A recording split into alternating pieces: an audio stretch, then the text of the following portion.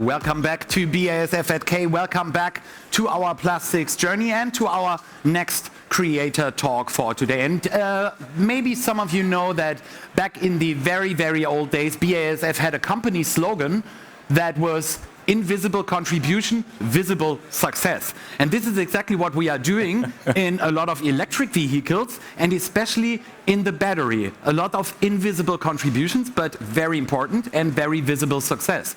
And because you cannot see that from the outside, we have built a battery demonstrator. And Olaf Dahlenburg and Hantschk are going to explain to you and to me, hopefully, what this demonstrator is about, but also go beyond the demonstrator and tell us more about the portfolio for battery electric vehicles. Olaf, what's the demonstrator about?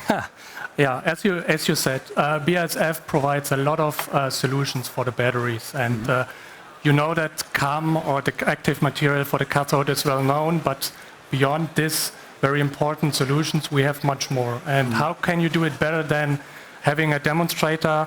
And that's why we created this device, which is right over there, including all battery cell types, the thermal management system, to show there then our solutions from BASF for our customers.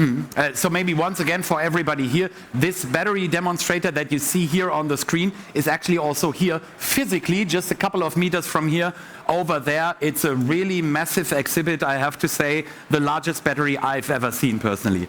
But Olaf, you're from Chemetall, which is a BASF subsidiary. I'm sorry, but you are working in surface treatment, pre-treatment. What does that have to do with the battery? A lot of things. That, as you said in the beginning, it's invisible but necessary. Yeah. And Chemetall provides solutions for surface treatments, for metal surfaces, plastics. Right over there behind us, there's also a solution from our side, visible, and also even glass. And what is our technology doing? It enhances corrosion protection in combination with the paint, but also adhesion to the paint and other materials. And that is mainly our focus. Besides that, we have also products for lubrication. That means for forming processes like the cell can. It's a deep drawing process or backwards extrusion. Also there we have lubricants. So again, where are your products or your processes actually used in the battery? I mean, it starts with the battery cell. So the first metal foil is inside the battery cell. Okay. Then we have the packaging, which is then the cell can, nickel-plated steel, aluminum, but also the pouch cell, which is a foil. And then going further, it's a cooling system. So here we have a perfect match with the colleagues from PM, where we also provide surface treated metals for testing and the gap filler, but also the thermal conductive adhesive. And then more and more. So corrosion protection is the other part, and yeah, up to the whole battery pack. So little explanation for the people who are not so familiar with the BASF organizational code. PM means performance materials, and this is where you work, Patrick.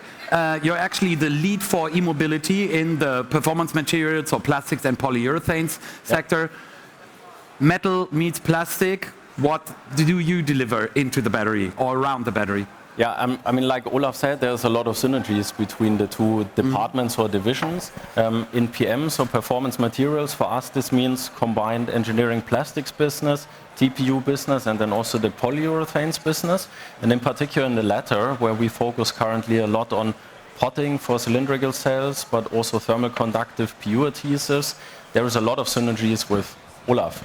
Because you have to ensure very good adhesion, so to the cooling plate, for example, but also to the cylindrical cells of the foam. And therefore, pre-treatment is necessary, and that's where we have a close interlink.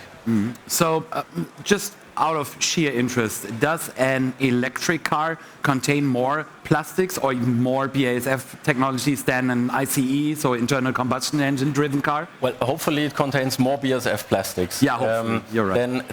Than competitor plastics, so that's the one. In general, you can say yes, there will be more plastic used in electric vehicles, and that's also what my team at the end is focusing on. So really looking holistically at the battery and which materials there can we either transform from metal now into plastic, and then also all the individual parts.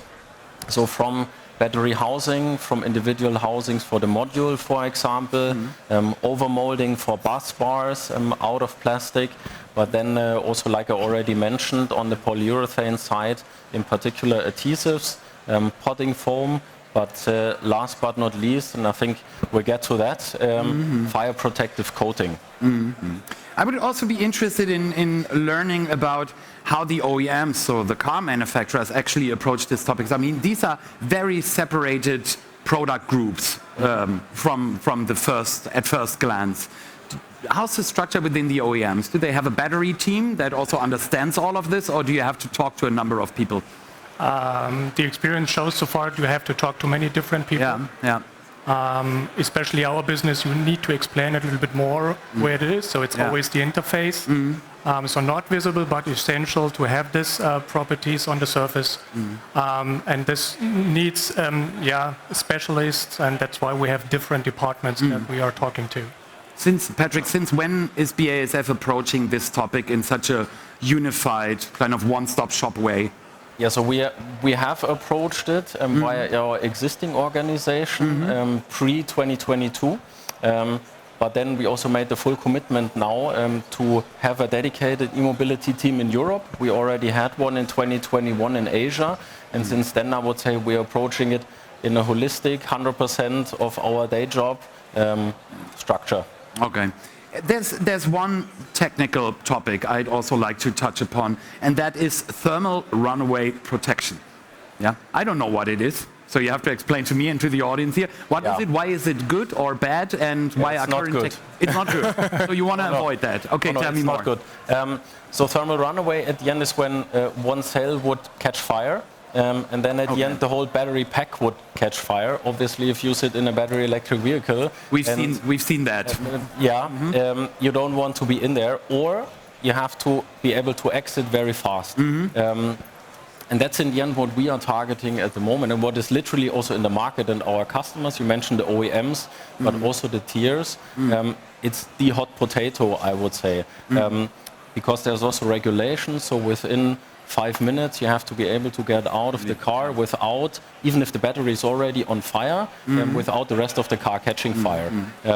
And so if we talk temperatures, it's more than 1,000 degrees on the inside of the battery, has to be less than 300 on the outside for you to still be able to exit.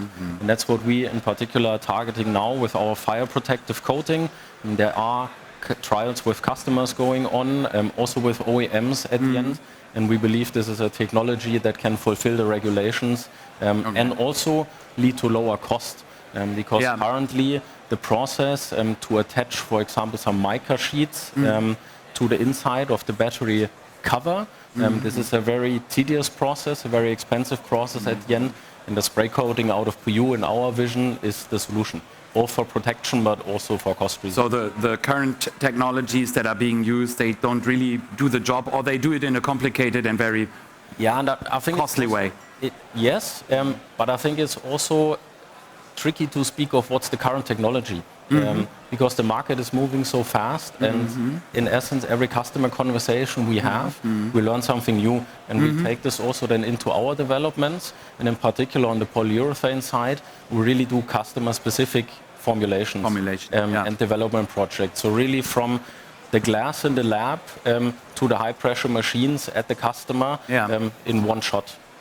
And if I can add here, absolutely, especially based on this dynamic in the market and the different construction of the battery pack.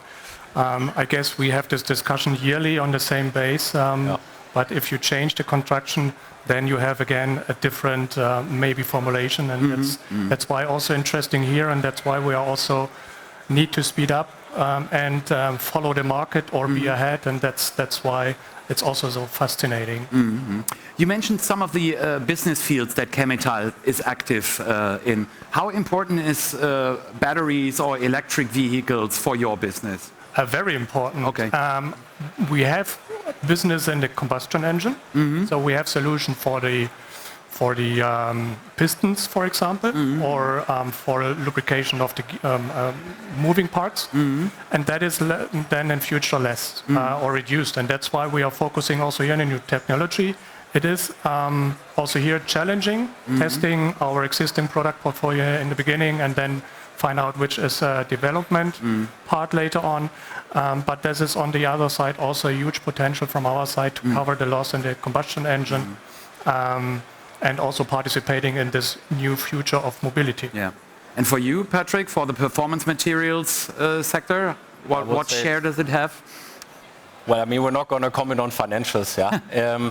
But I think many colleagues and also friends in my private life, they all say e-mobility is the future. Yeah. And I always say I couldn't disagree more. Then they're always shocked and look at me like, you're crazy, you're responsible for e-mobility, so how can this not be the future? I think it's the now. Yeah. And because now the decisions are taken, also how future battery designs will look like. And if you in particular look into that, yeah, cell-to-pack design will be the future. I think that's clear. But now the decisions are taken, how these designs will look, which materials are required. And that's what we are not only preparing for, we're already deeply into it. In particular, like I mentioned previously, so with the potting foams, and there's also a German premium OEM who just announced they would like to go cylindrical cells for the new generation, and also the thermal conductive adhesives in particular. Yeah. This all supports the cell-to-pack design, which in the end structural is the word that is really the key here. So the future is created now, hopefully here at K22. Last question to both of you. If we meet back here in 2025, yeah, for the next K show, and we do the same talk again, what are we going to talk about? Make a wish. Yeah, to an existing battery market and then maybe to the next step. I don't know where it will be, but you hear fuel cell as the next one. So yeah, looking forward to this further transition. We work on the preparation. Patrick, your wish for 2025? Definitely, I think we will talk solid-state battery. And hopefully we can also celebrate back then, in the future, then very healthy BASF Performance Materials e-mobility business. I note that down. We meet back in 2025. Thanks a lot, Olaf and Patrick, for this talk. Thanks a lot for your attention. Bye-bye.